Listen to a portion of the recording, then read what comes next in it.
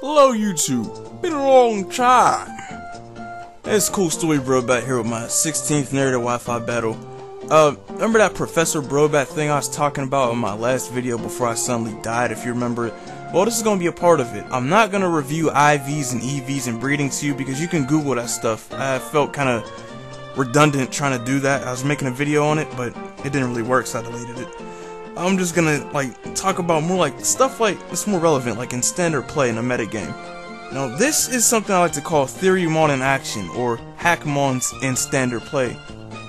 Anyway, I'm just gonna explain it to you as I go along. He has an OU Hell team here, and I got my whatever team. I don't even know. His team is built around one specific Pokemon, and I'll reveal it in a minute. I lead off with my Cold Bacon, if you remember that guy. You probably don't. And I go for the Stealth Rock. That was the only thing I really needed to do, is just to get that hazard up. I don't really, whatever else Cold Bacon manages to do after that is just history. I go for the Ice Spear on his President Abomasnow. And unfortunately, I don't get 5 hits in, so it lives with a little bit of health. And even after the recoil from Woodhammer, it didn't do enough damage, so it didn't really faint. So I send out Moses, you know, because it's holding 2 stone slabs, get it? Ha ha ha. I go for the Mach Punch that finishes it off. And Moses gets burned by his Flame Orb, as expected, because it has guts. And he goes for the Skull with his Mr. Pringles, the Jellicent. And I just go for the Rock Slide on it. I already know that how this is going to go. It's going to pretty much sponge my attacks and just use Recover to heal off of it. But, like I said, the purpose of this team is actually built around Aerodactyl, the Pokemon Aerodactyl in my party, who's going to come out soon. See, when I said this is like Theorymon in practice, it was more like, what if certain Pokemon had these moves or these stats about them in today's metagame instead of the ones they currently have? Like, for instance, Aerodactyl was given the ability Rock Head, which prevents recoil damage from moves like Double Edge. Yet, it only has Double Edge to really use that ability. That's not that great. Especially when there's moves like Brave Bird and Head Smash that it gets stabbed with that it doesn't even learn at all.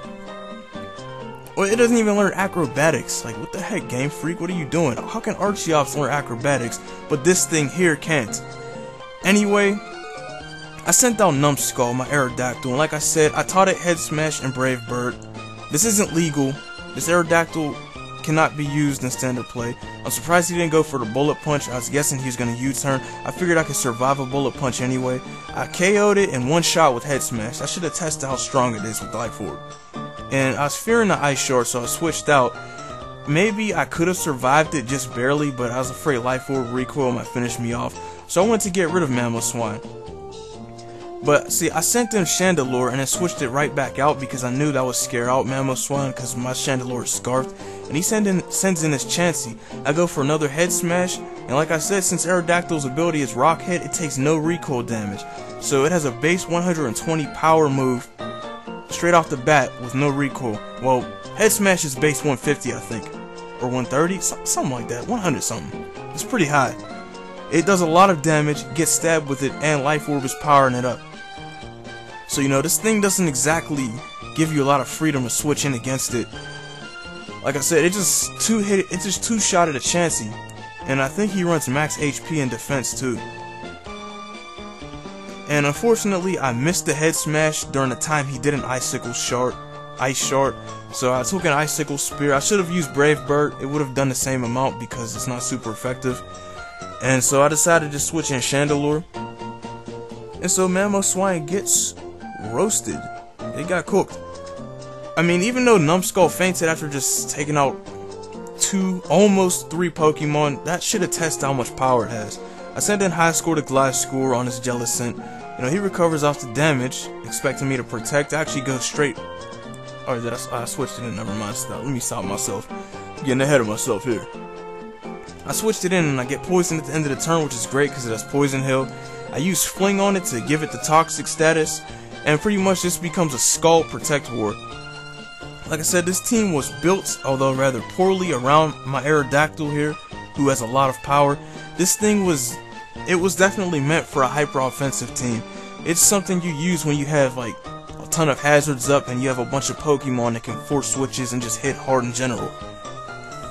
Mainly just being able to rack up damage on the enemy Pokemon and then sweeping late game with Aerodactyl, that's one of the best ways to probably use that set I just mentioned. Or just send it straight out and just hammer stuff. I mean, either way, it works.